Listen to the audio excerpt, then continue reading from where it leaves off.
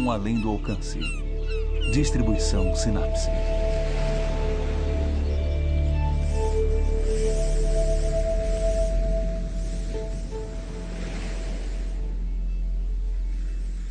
Ademar, um pequeno dragão, para se alimentar, tinha que pescar camarões e catar mariscos na beira do mar. Um belo dia, ele sente um cheiro engraçado que lhe atiça as narinas. Eis um perfume que eu não conheço, diz ele.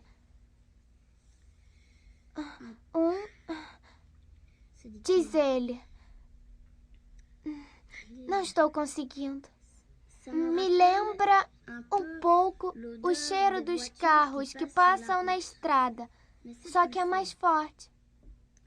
Sarina Kohn, 9 anos, mora em Bruxelas e tem uma educação convencional graças a um computador adaptado ao Braille. O que você vê? Eu vejo os contrastes, as cores e os contornos. Só isso? Só para resumir. E é o suficiente? Ah, é? Mas dá para entender pelo menos? Sim, o que você quer que eu entenda?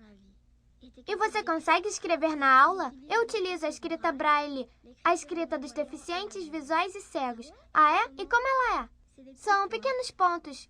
Cada letra é uma combinação de pontos diferentes, com base em 6 pontos. Uma célula. Ah, é? Mas como você sabe disso tudo? Eu escuto as histórias.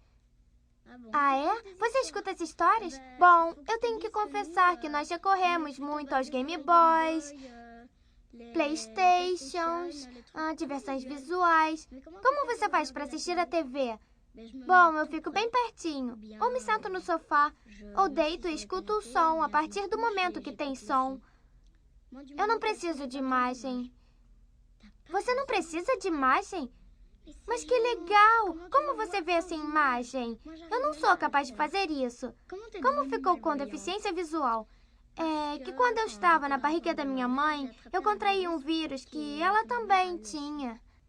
Ah, sei. Mas não deve ser nada fácil, devem debochar de você.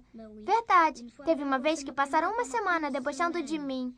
Às vezes fazem brincadeiras comigo, ou me dão ajudas de que eu não preciso, assim como se eu não soubesse sentar ou se fosse uma aleijada. Mas, de qualquer maneira, infelizmente você tem uma deficiência. Sim, mas não ao ponto de não saber me sentar. Eu não sou deficiente físico, eu tenho uma deficiência visual e é diferente. Mas às vezes você não tem vontade de dar uma resposta mal criada àqueles que te dizem: você é aleijada, você é inútil, você desenha muito mal. Eu tenho vontade de dizer um monte de palavrões e dar uns tapas neles. Mas até para minha pior inimiga eu disse: um dia nós vamos acertar as contas e ela não vai se surpreender.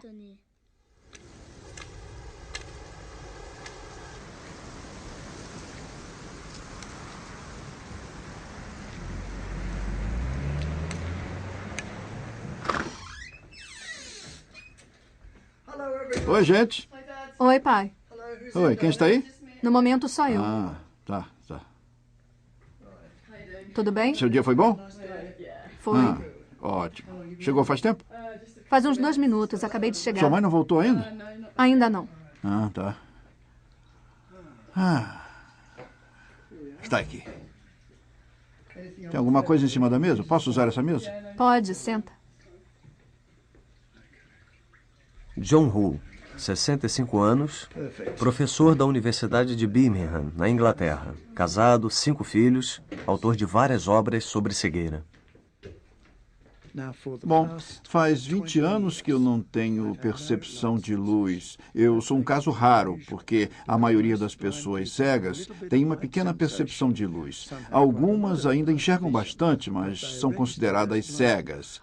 Eu estou entre as pouquíssimas pessoas cegas que não têm nenhuma percepção de luz. Nada me ofusca.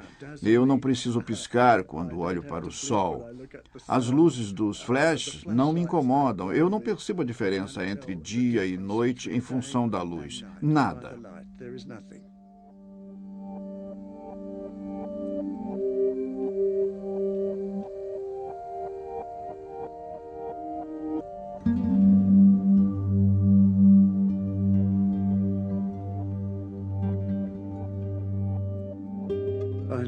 Eu perdi a visão por causa de um deslocamento da retina. Visualmente, isso aparece como um disco preto, como um pires preto, que se move devagarzinho na linha de visão. Ele começa na extremidade e vai avançando aos poucos, até chegar à linha central de visão. A pessoa não pode ler, é claro, e por fim, se isso não for cuidado, a pessoa perde completamente a visão. Foi um processo doloroso no começo. Quando eu perdi a visão, a vontade de saber como a pessoa era passou a ser absurdamente forte. E slides coloridos, imagens do possível rosto da pessoa, passavam pelo meu cérebro, minha mente, tão rápido que eu nem conseguia ouvir o que ela estava dizendo, já que eu só estava preocupado em imaginar o rosto, como seria a pessoa. Eu acabei me dando conta de que as pessoas da minha vida se dividiam em dois grupos. As pessoas que tinham rosto, pessoas que eu conheci antes de perder a visão, e pessoas que não tinham rosto, as pessoas que eu conheci depois de perder a visão. Elas não tinham rostos, só tinham nomes.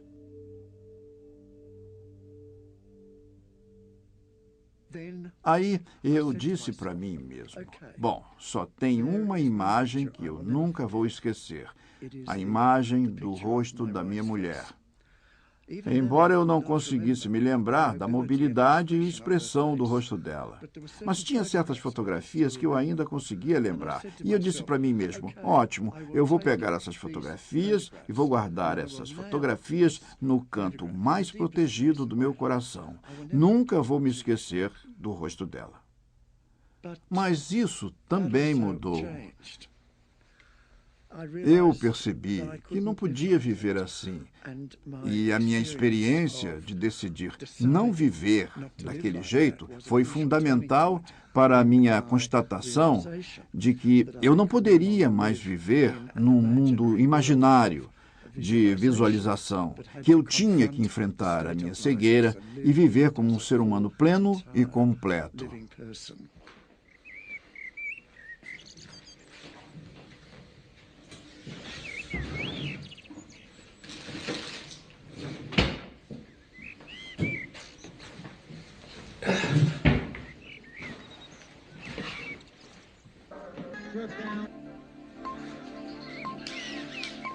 Il est 7 heures.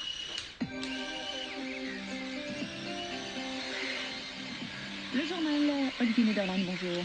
Bonjour à tous. En France, après les élections régionales au goût amer pour la droite, la gauche réagit. À l'étranger, nous évoquerons la spectaculaire volte-face de la Maison-Blanche. Condoleezza Rice témoignera finalement devant la commission sur les attentats du 11 septembre. Le président Bush avait jusqu'ici refusé la comparution de sa conseillère à la sécurité. Alan Akerman, 45 anos. Psicopedagogo. Mora na Bélgica, tem 2 filhos e 2 cachorros.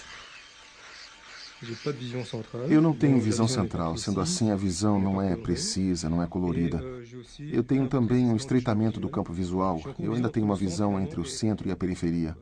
Ela não é muito grande, mas permite que eu me movimente com relativa facilidade nos lugares que eu conheço bem.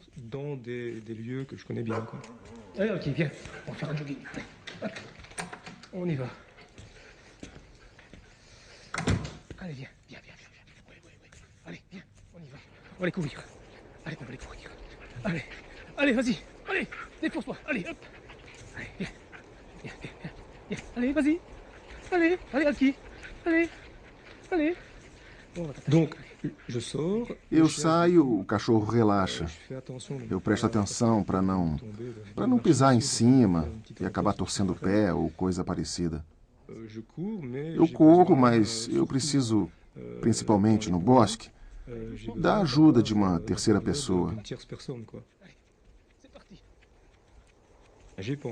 Eu até pensei num cão-guia, mas o problema é que os cães-guias são guias para andar, não para correr. Então, de 2 meses para cá, nós treinamos, o cão Alki e eu, para eu poder recuperar o prazer das corridas a pé. Ele fica logo na frente e eu fico logo atrás com a coleira. A coleira tem que ficar esticada, senão eu não sinto o movimento do corpo dele.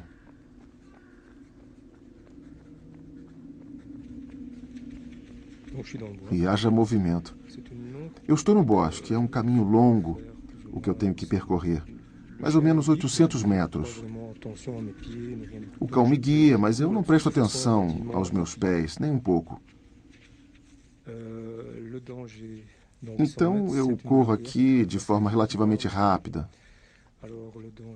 O perigo nos 800 metros é uma cancela que cruza e que barra o caminho. O perigo é que o cão passe por baixo e que eu bata na cancela. O trabalho do cão, no caso, é desviar da cancela, mas para me tranquilizar, no local tem um cão que fica lá, que ladra. Eu nunca ouvi, mas ouço o rangido de um cabo junto com um cachorro. Podemos dizer que o cão é uma espécie de bonde. Ele fica preso numa espécie de cabo que passa por cima. E eu ouço o ruído do cabo e do cão que ladra. 10 segundos depois, eu chego na cancela.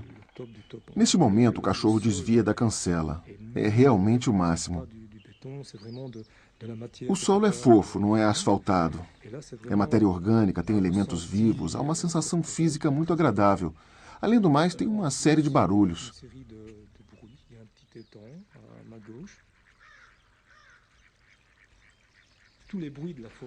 Tem um pequeno charco à minha esquerda. Há vários barulhos no bosque por todo lado. Seja o canto dos pássaros, seja a pequena nascente. É possível tirar proveito de algumas imagens. Não é uma escuridão total, é um desfocado e, às vezes, zonas obscuras, eu diria. Obscuras com algumas luzes dentro, às vezes. O sol que atravessa as folhas. Mas é um tanto obscuro, com manchas verdes, manchas amarelas. Eu poderia caracterizar a minha visão como a visão retratada em certas pinturas. Porque eu tive a chance de ver certas pinturas impressionistas e são manchas. Manchas coloridas que para mim são relativamente belas. Depois disso eu entrei no bosque mais uma vez. Aí veio o blackout, tudo preto, e ali, com o cachorro, era preciso prestar muita, mas muita atenção. E num certo momento, eu senti várias samambaias na mão. Evidentemente, isso foi no momento em que estávamos extremamente cansados.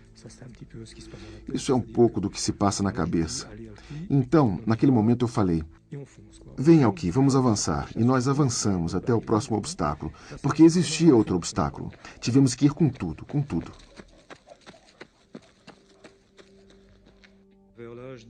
Lá pelos 35, 40 anos, a visão diminuiu para 2% e agora está nisso. É a pequena porcentagem que resta e não se sabe direito que fim isso vai levar. Bem que eu queria ignorar, mas para resumir, o prognóstico é em direção à cegueira. A cegueira total, como dizem.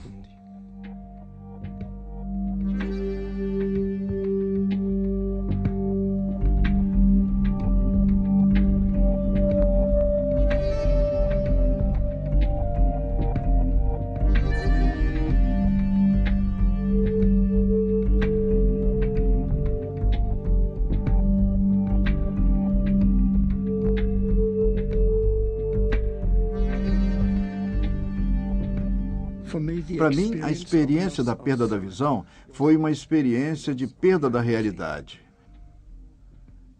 Eu comecei a sentir que o meu próprio corpo estava desaparecendo. Meu próprio senso de identidade estava ligado à minha imagem. E quando eu passei a não me ver mais, minha identidade sumiu. Assim como o meu mundo sumiu. O que era eu, então? Eu não tinha identidade, não tinha mundo. Só que, aos poucos, eu vinha a entender. Existe uma diferença. A experiência da perda não é a mesma do estado de cegueira. E, aos poucos, eu vinha a entender que o estado de cegueira é um estado de condições humanas independentes, de grande autonomia. Ele tem suas próprias experiências, seu próprio meio de viver.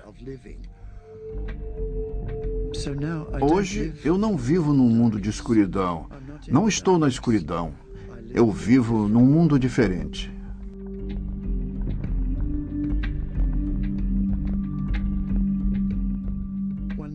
Um dia, quando a Marilyn e eu conversávamos sobre a distância entre nós, o abismo entre a pessoa cega e a pessoa com visão, Ela disse, sabe, querido, o problema não está no fato de você ser cego. O problema é que eu, falamos dela, me tornei invisível. E eu percebi nitidamente como ela inverteu as situações. Ela normaliza o meu mundo. Eu não sou cego, isso não importa, eu sou eu mesmo. O mundo em que eu vivo, isso não é problema. O problema está nela. A praga da invisibilidade se abateu sobre ela, porque ela foi excluída do meu mundo. E eu pensei, como deve ser para uma mulher linda ficar invisível para o homem que ela ama? Como ela se mostra? Como ela se exibe? Não adianta muita coisa arrumar o cabelo, não adianta vestir roupas bonitas, ele nunca repara. Tem o perfume, mas em grande parte do tempo ele não repara nisso também. E eu pensei, que praga terrível a atingiu. Ela se tornou invisível. E isso também me fez entender que os dois mundos têm uma relação de anulação mútua, quando cada mundo anula o outro mundo.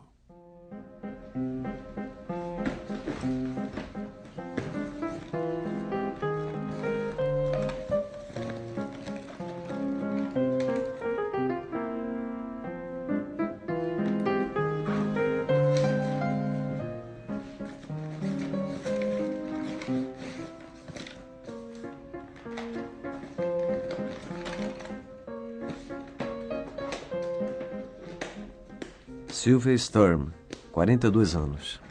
Vive entre Bruxelas e Paris. Professora de canto e escultora. Quando eu era mais nova, eu enxergava pouco à frente também.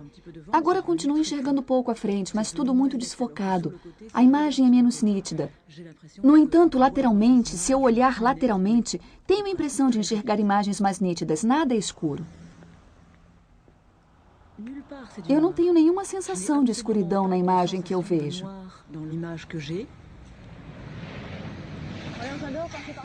Eu adoro passar por aqui. Não é o mais prático, mas assim eu fico perto das árvores e posso tomar ar puro.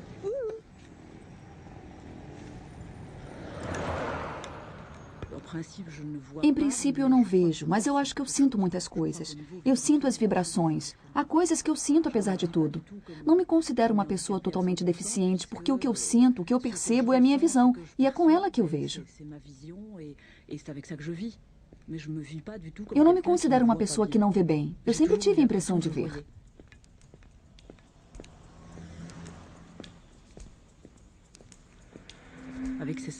Com estes 5% que eu vejo, é como se eu tivesse 100%. Bom, talvez não 100%, estou exagerando, mas é com ela que eu vejo e ponto final.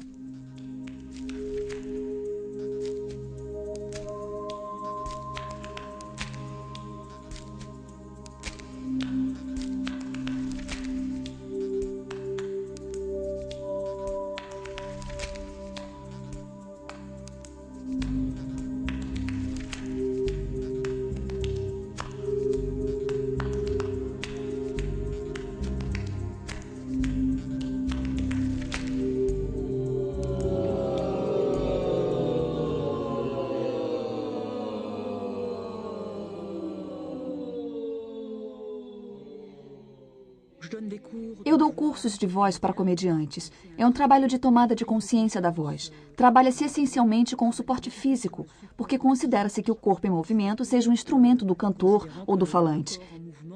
Então, nós trabalhamos muito com a consciência do corpo, da relação com o espaço. Pois a voz será realmente a testemunha de nossa relação com nós mesmos e o espaço que nos cerca.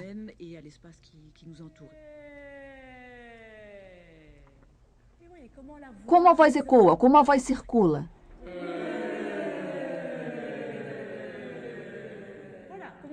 Como vocês a sentem? Vocês sabem que a voz é a testemunha de nossa relação com nós mesmos e de nossa relação com o exterior. É um sopro que vem em direção ao interior, que vai em direção ao exterior. A vibração que circula no interior e que vai em direção ao exterior. Como a sentem?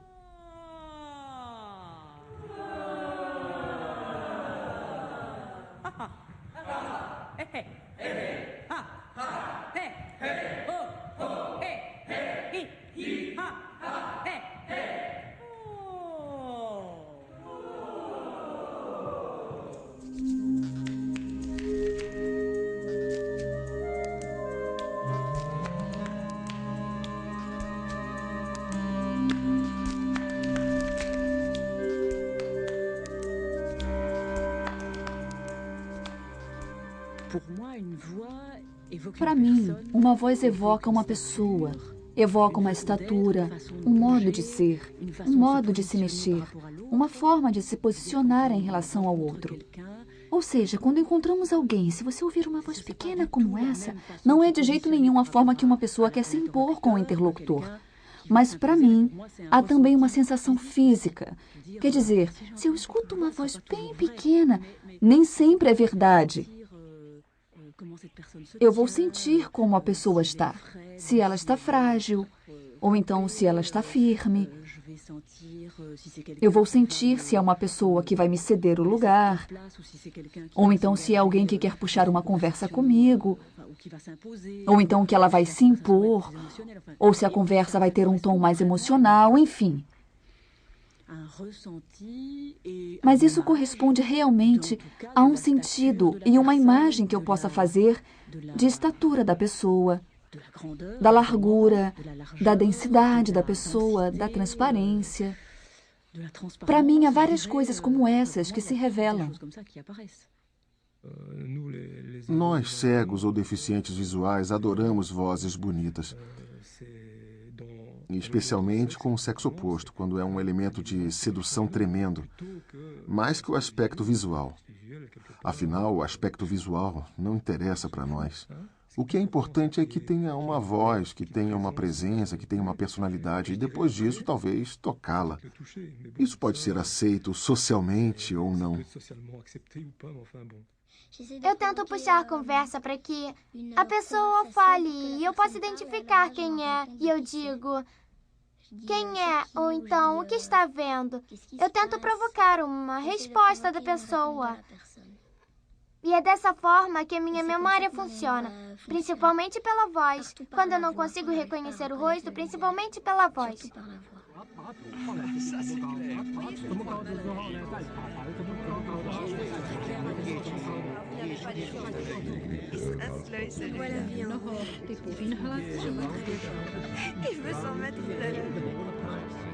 Donnez-moi votre vie. Je regarde la télévision des yeux. Vous voyez ce que je veux dire. Parlons-nous les yeux dans les yeux. Fais voir. Heroes Anthem for Death, I can probably supply any email addresses that Elizabeth has not got. John, Control R, Recolon.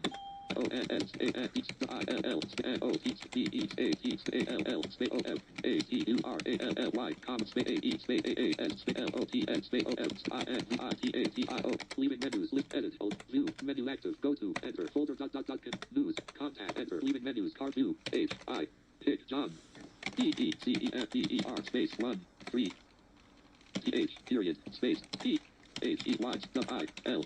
Your story. Thanks for being part of the Purpose-Driven Life Ministry. Link graphic document. Form 1. Link tell us your story vertical bar. Link read stories. F4. Check out Purpose E-E-D.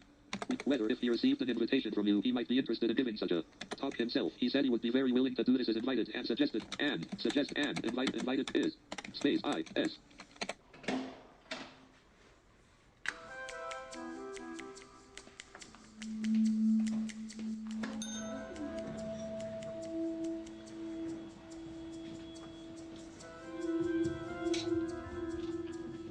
Andar térreo.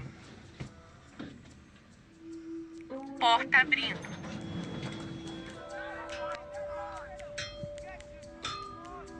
O bastão faz parte do corpo.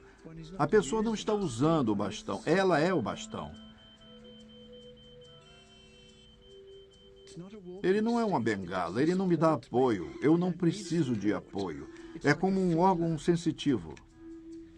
Quando eu seguro o bastão, eu não presto atenção no fato, eu presto atenção na informação que o bastão me transmite. Os obstáculos, os avisos. Eu tateio com o bastão pela beirada da calçada. O bastão está me dizendo que tem um poste do qual eu preciso desviar. Então, minha atenção está nisso. E, nesse sentido, o bastão se torna realmente uma extensão do seu corpo. Eu não creio que haja nada estranho nisso. Eu vejo gente com visão dizer que o carro se torna uma extensão do próprio corpo.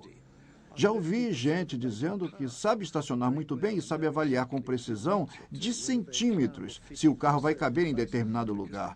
Porque o carro é feito o corpo, e eu transporto isso para o cego. O bastão se torna o meu corpo.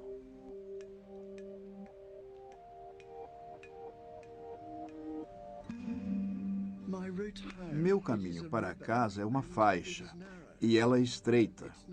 Tem no máximo 90 centímetros de largura. É como um trem.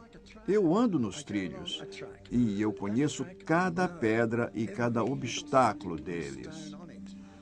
Mas fora desses trilhos, eu não conheço nada. Para usar uma metáfora, é feito uma luz de tochas, um farol. E eu sigo aquele farol. Eu me sinto como um avião no meio da noite. Estou seguindo a tal luz, a extensão do seu corpo. Eu não creio que haja nada estranho nisso. Eu vejo gente com visão dizer que o carro se torna uma extensão do próprio corpo. Já ouvi gente dizendo que sabe estacionar muito bem e sabe avaliar com precisão de centímetros se o carro vai caber em determinado lugar. Porque o carro é feito o corpo e eu transporto isso para o cego. O bastão se torna o meu corpo.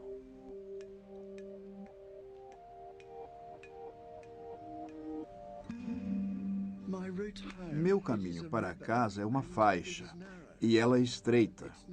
Tem no máximo 90 centímetros de largura. É como um trem. Eu ando nos trilhos e eu conheço cada pedra e cada obstáculo deles. Mas fora desses trilhos, eu não conheço nada. Para usar uma metáfora, é feito uma luz de tochas, um farol. E eu sigo aquele farol. Eu me sinto como um avião no meio da noite. Estou seguindo a tal luz. É muito estreita, mas intensa. Pé ante pé. No começo, aquilo me deixava meio assustado, porque eu nunca sabia o que me esperava, além daqueles 90 centímetros, mesmo no meu caminho mais rotineiro. Podia ser um tijolo, um carro estacionado, um calçamento qualquer faltando, a bicicleta de uma criança. Mas, seguindo em frente, um passo leva a outro passo. E isso me ensinou muita coisa sobre política. Não pode mudar o mundo, mas pode dar um passo. E isso leva a outro passo. Na estação eu preciso ficar na frente, então vou andar um pouco mais rápido.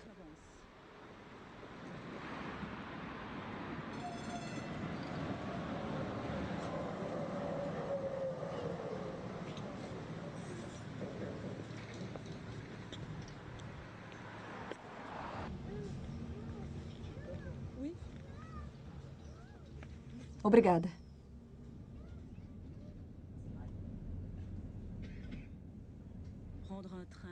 Pegar um trem, me orientar numa estação, chegar a Paris, para mim no princípio era tudo muito difícil. Mas eu não sei por quê, eu vivia repetindo para mim mesma que aquilo era difícil, mas só na minha cabeça, porque na realidade era perfeitamente possível. Eu só precisava me desprender de alguma coisa, não só no meu emocional, evidentemente, mas também na minha sensação física. Havia coisas a desenvolver, a procurar, a descobrir, para que aquilo se tornasse fácil. E a prova é que alguns anos depois eu faço isso como se estivesse comendo um bolo. Não tem absolutamente mais nada de complicado. Eu chego a dizer que acho muito divertido.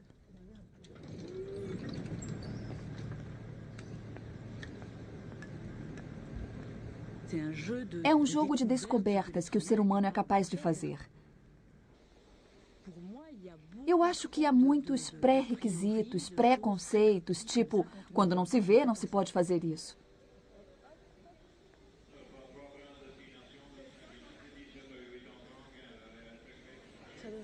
Deveria ser mais ou menos por aqui. Com licença. Sim. O Tali para Paris das 10h10 é por ali? É por ali. Ali? Sim. Entendi. Obrigada. Eu tenho que ir sempre à direita. Eu nunca tinha reparado que isso brilhava tanto. O que está acontecendo hoje? Ah, não, são os faróis. Eu acho que eu estou um pouco adiantada. É, e mais uma vez não tem ninguém aqui. Que horas são? Será que eu devo ficar nervosa? Ah, não, estou longe demais. Então, vamos voltar. Bem que eu estava achando que devia fazer mais barulho sendo uma locomotiva. Mas não tem problema. Eu dou meia volta.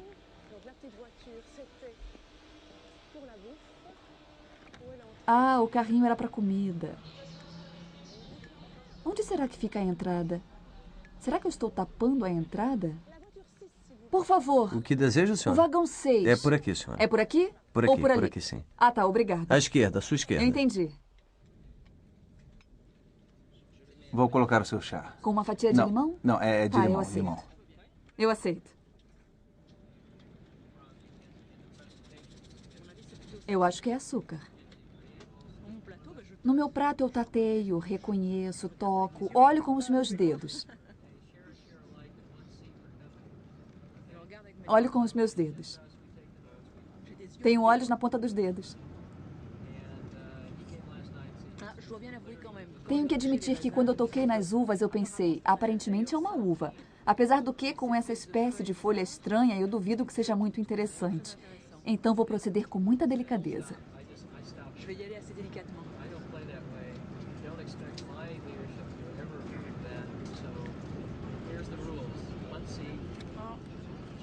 É uma fruta exótica, não sei qual.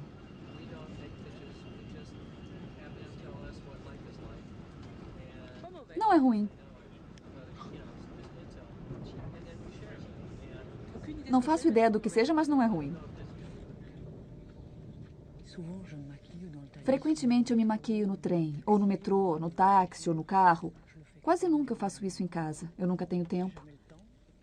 E depois que eu descobri que eu faço isso com facilidade em outro lugar, isso não me traz problema algum. A imagem que eu tenho de mim não é transmitida pela visão do rosto, evidentemente. Ela é transmitida por uma coisa muito mais global de mim em movimento.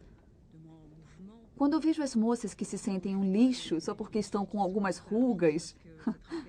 Eu tenho uma colega que, porque eu faço caretas quando penteio os cabelos, ela fala, cuidado, você vai ficar com rugas. Eu tenho vontade de responder, o que eu posso fazer? Enfim, eu tenho a impressão de que as pessoas inventam histórias demais, porque o envelhecimento faz parte de uma evolução global.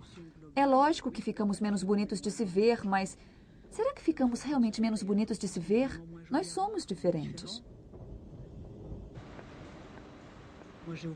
Eu não tenho a menor saudade do tempo da minha juventude. Eu acho que quanto mais velha, melhor eu me sinto.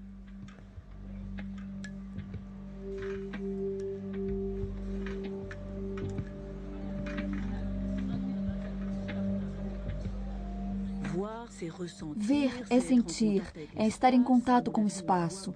Na minha opinião, vê-se bastante com os ossos também, a densidade. Se estamos diante de um muro, sentimos ele. E não são os olhos que sentem, é a pele, são os ossos, eu não sei, mas principalmente os ossos. Já que há uma espécie de eco de alguma coisa mais sólida. Então, naquele momento, o olho não é mais um captador de imagens fotográficas, mas um captador de sentidos.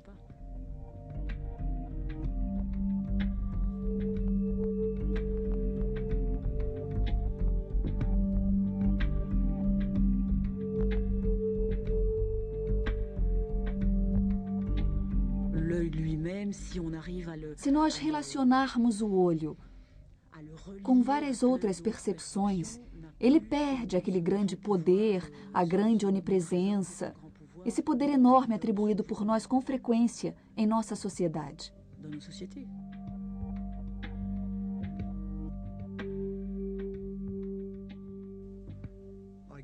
Aos poucos, eu me conscientizei de que um novo tipo de sentido estava aflorando.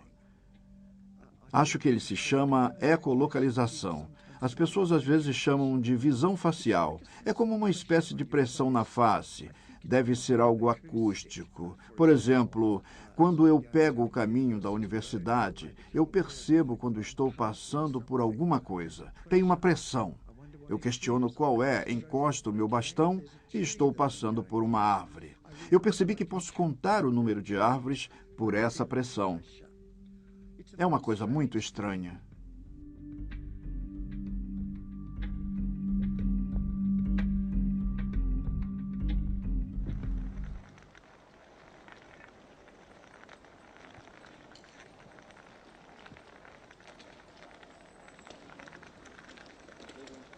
Bonjour. Bonjour. Ah, salut Michel. Ah, c'est Arnaud, salut. Salut. Hein. Au revoir. Ouais, bonne journée. Hein.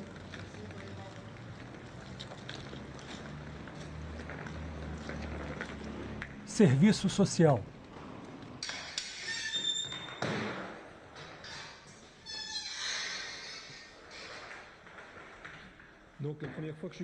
Na primeira vez que eu vim trabalhar aqui, minha colega, que é instrutora de locomoção, me obrigou a visitar as instalações.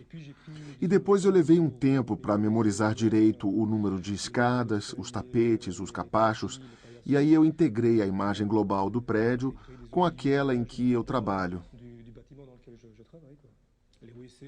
Os banheiros aqui, as salas dos ergoterapeutas logo na ponta à direita, a sala do assistente social, que fica à esquerda, e a minha, que fica entre as duas.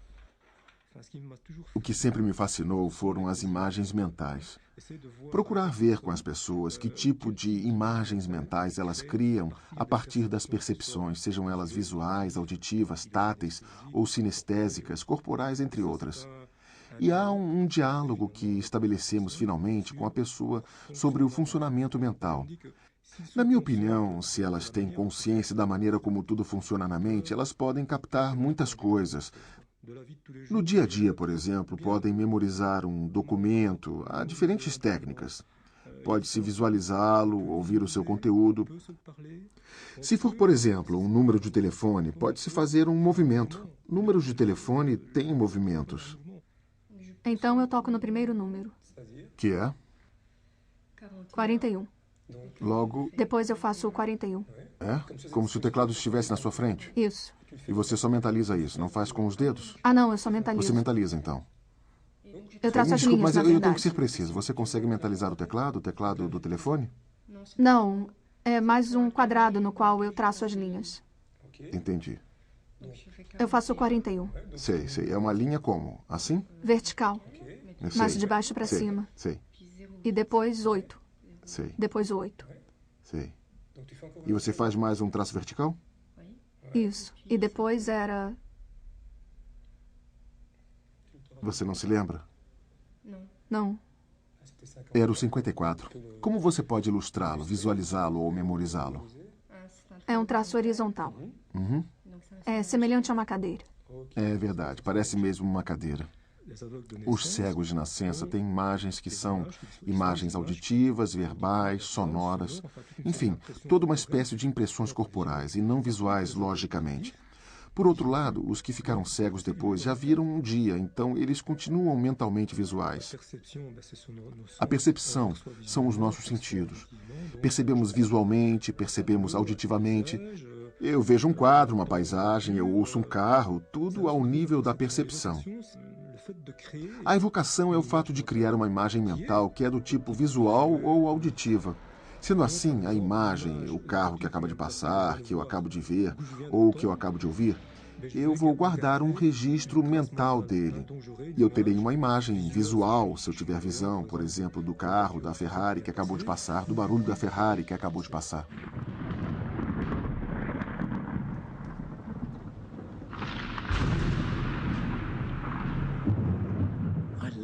Eu adoro o trovão, o ruído do trovão, o jeito como ele põe um teto no céu para mim. Ele me coloca em um lugar, eu deixo de ser uma centelha de percepção rodando pelo infinito.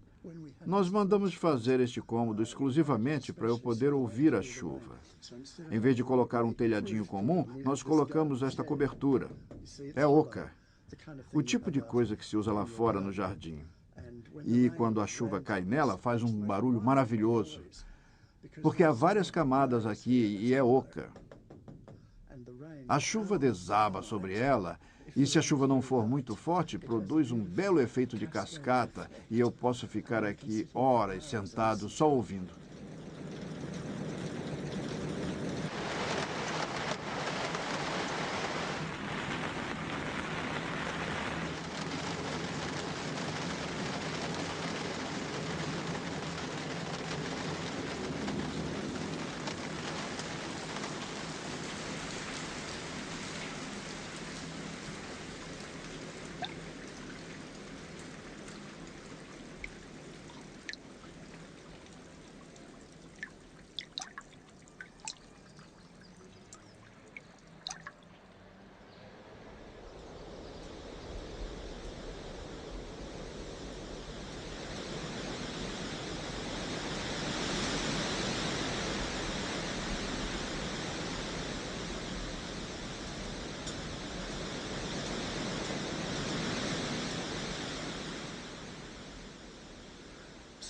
Eu me tornei sensível ao vento, ao cheiro do vento, à direção do vento.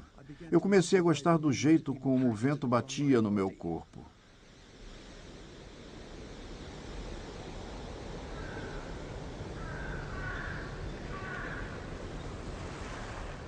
Depois me tornei muito sensível aos sons da natureza, às ondas da praia, ao barulho das árvores.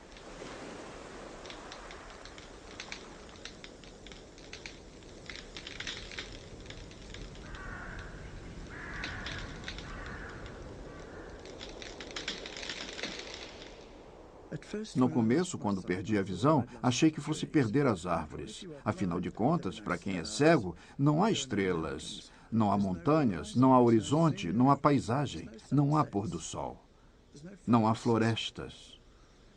E eu sofri essa perda por muito tempo, mas aos poucos fui reparando que as árvores voltaram. Eu reparei que as árvores faziam sons diferentes no decorrer do ano e aprendi a ouvir as árvores. Eu reparei que no inverno as árvores crepitam, rangem e estalam, porque elas quebram e a neve continua nos galhos.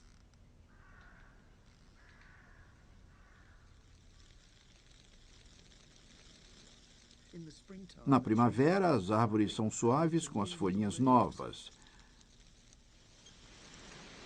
No verão, as árvores são como as ondas do oceano, rolando pelo campo. E no outono também são diferentes. Elas começam a ranger. E as folhas conversam entre si. Elas caem nas ruas e eu caminho entre elas. O vento sopra as folhas na minha frente e eu sou capaz de saber para onde a estrada vai por causa das folhas. No decorrer do ano, as árvores são diferentes e eu aprendi a amar o som das árvores e a ouvir aqueles milhões e milhões de folhinhas conversando entre si. Claro que não há nada que impeça uma pessoa que tem visão de fazer isso. E aí, Sarina, você vai desenhar a história, vai? Vou o mar com o dragão que lambe petróleo. Pode começar.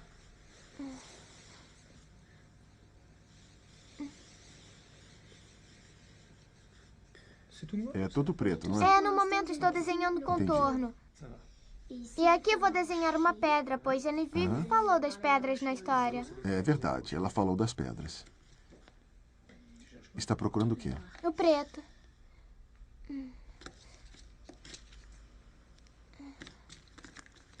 Vamos lá. Isso aqui é o petróleo. Imagino. Está pintando em cima de azul? Você não consegue enxergar? Vou chegar mais perto depois, mas eu imagino que esteja pintando em cima de azul claro. Estou fazendo um céu Sei. azul em cima. Sei. Isso é azul? Como o dragão está um pouco sem graça, o azul vai destacá-lo. Entendi. Vai gerar um bom contraste assim. Pondo mais assim vai dar para você ver. Tudo bem. Porque eu uso as cores mais claras e as cores mais escuras no fundo para contrastar. Eu preciso pensar em você também, né? Que gentileza. Para que você possa enxergar alguma coisa. Muito bem. Eu já tenho uma ideia em mente, mas eu estou curioso para ver se ela corresponde ou não ao desenho. Essa daqui é mais escura, mas é muito bonita porque combina muito bem com... Eu vou ver depois. Pronto, terminei o meu desenho. Minha imaginação divaga um pouquinho. Isso me faz ver coisas, me faz imaginar coisas que dão medo. Tem vezes que chego a gritar e ninguém sabe por quê, mas é porque minha cabeça estou com medo e... Às vezes minha imaginação começa a correr frouxo.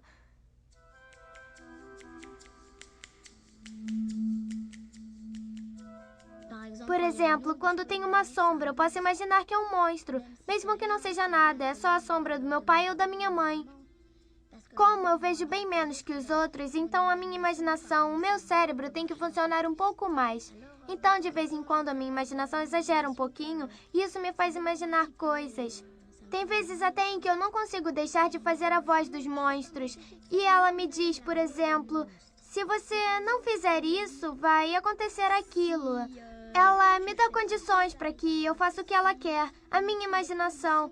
E assim eu tenho medo de que isso seja verdade. Et alors moi j'ai peur que ce soit vrai.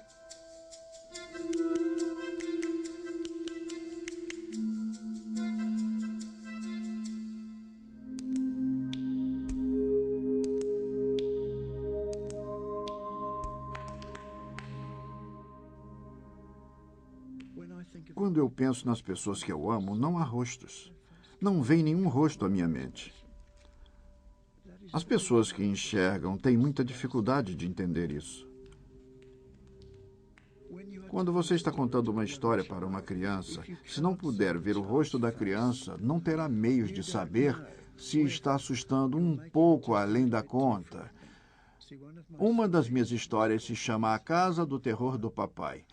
São aquelas histórias que têm fantasmas, bruxas e cadáveres e que as crianças adoram. Só que você fica sem saber se está passando da conta. Você não vê o leve tremor dos lábios da criança para saber que, se não parar, a criança vai acabar chorando. E, ao contrário, não pode ver aquele brilho nos olhos da criança que indica que, se fizer mais uma gracinha, vai arrancar uma risada. Todos aqueles pequenos sinais de reação. Perde-se tudo isso. Conta-se a história e pronto. Às vezes, as pessoas falam para mim, quer passar a mão no meu rosto? Não, eu não quero sentir o rosto das pessoas. É uma coisa muito íntima e eu não faço a menor questão. Embora seja interessante saber, você tem barba? Eu não sabia que você tinha barba. É muito interessante. Mas, às vezes, as pessoas acham que, passando a mão no rosto delas, eu vou conhecê-las melhor. Só que não é assim que funciona. Vamos supor que me convide a tocar o seu rosto. Você fecha os olhos, eu passo os dedos delicadamente nos seus olhos. Mas aquela relação entre o que eu sinto agora e o contato instantâneo e carismático da troca de olhares entre pessoas que enxergam, não há essa relação. Esse é um bom exemplo em que o toque não substitui a visão. Ele não foi feito para isso. É um sentimento diferente e tem o seu próprio universo.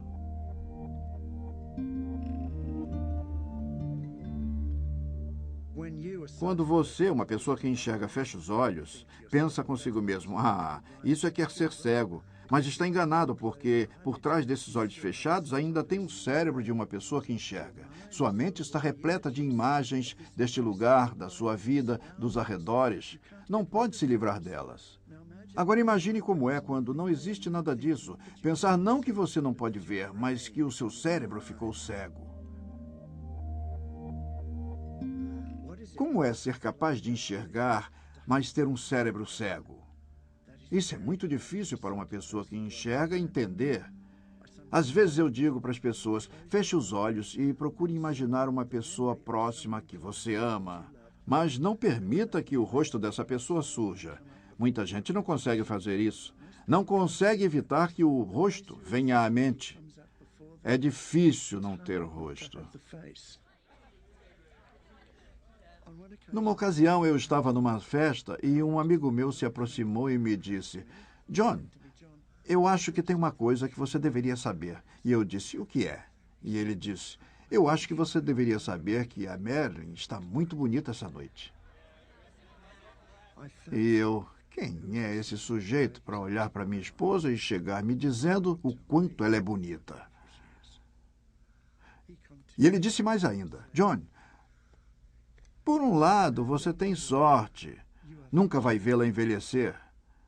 Para você, ela sempre vai ser bonita e jovem.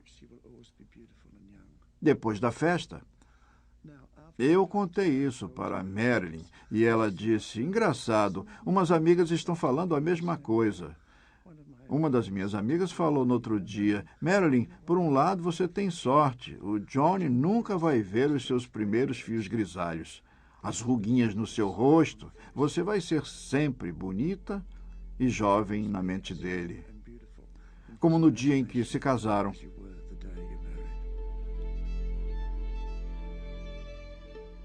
Isso gerou uma crise no nosso relacionamento. Um disse para o outro, como vamos nos relacionar? Um homem cego e uma mulher com visão. Será que vamos ficar sempre restritos ao passado? E eu disse para mim mesmo, não, eu não vou viver num mundo de falsa ilusão, de nostalgia. Eu vou aprender a viver com essa pessoa num relacionamento com base no presente. Nós vamos aprender a viver juntos. Afinal, falando em termos bem práticos, quando você abraça a pessoa que ama no escuro, tanto faz se enxerga ou não.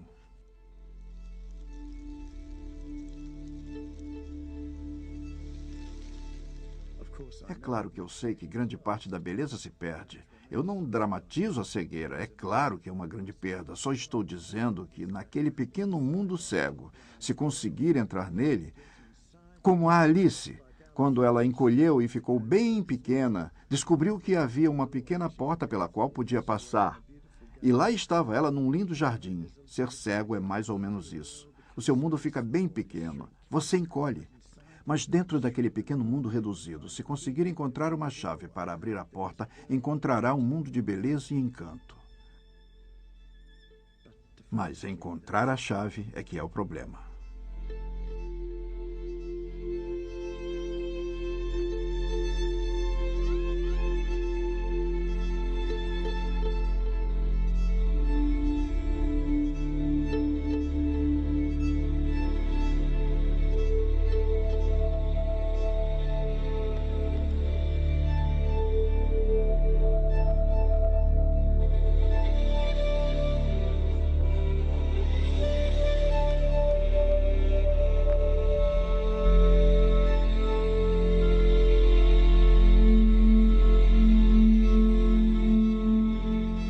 Versão brasileira Audio News.